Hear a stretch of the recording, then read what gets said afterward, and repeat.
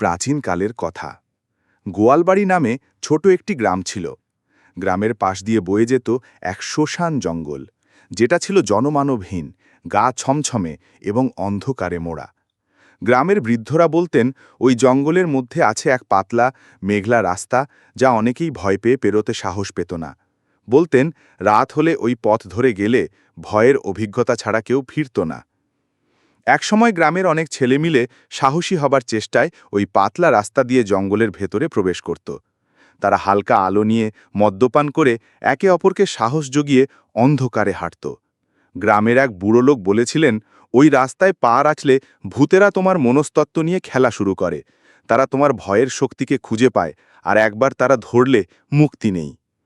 এক সন্ধ্যায় শান্ত নামের এক তরুণ ছেলে তার বন্ধুর সাথে মজার ছলে ওই রাস্তায় প্রবেশ করল। সে বিশ্বাস করত না এইসব গল্প। তার মুখে ছিল হাসি, হাতে লাল টর্চ লাইট আর মদের বোতল। তারা হাঁটতে লাগল, ধীরে ধীরে অন্ধকার বাড়তে লাগল, আর বাতাসে ভয়ের এক অদৃশ্য আওয়াজ প্রবাহিত হতে লাগল। হঠাৎ বাতাসে শীতলতা বাড়তে লাগল। শান্তু বলল, শোনো, তোমরা এটা শুনছ? এক মুহূর্তে কোথা থেকে যেন এক ভয়ের গর্জন শোনা গেল। তাদের মধ্যে এক বন্ধুর হাত কেঁপে উঠল। বাতাসের সঙ্গে এক অদ্ভুত কাঁটা ছাওয়া আওয়াজ মিশে গেল। তারা থেমে গেল। লাল টর্চ লাইটের আলো জঙ্গলের গাঢ় অন্ধকারে এক অদ্ভুত ছায়া তৈরি করল। হঠাৎ সেই পাতলা রাস্তার মাঝখানে কিছু অদৃশ্য হাত তাদের দিকে এগিয়ে আসতে লাগল। শান্তুর মন কাঁপতে লাগল। মদ্যপান করা সত্ত্বেও তার হৃদয়টা বিষণ্ণ হয়ে গেল।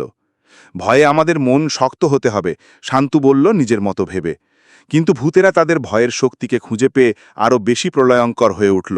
বাতাসে যেন মৃতপ্রায় কণ্ঠস্বর, পুরনো কাঁটা ছাওয়া আওয়াজ মিশে যাচ্ছে, পুরনো কাঁটা কাটা ফিসফিসানির মতো শব্দ উঠতে লাগল। এক বন্ধু চিৎকার করেই ভেঙে পড়ল। শান্তু চিৎকার করে দৌড়তে লাগল, কিন্তু পথ যেন একে একে অদৃশ্য হয়ে যাচ্ছে। তারা হারিয়ে গেল।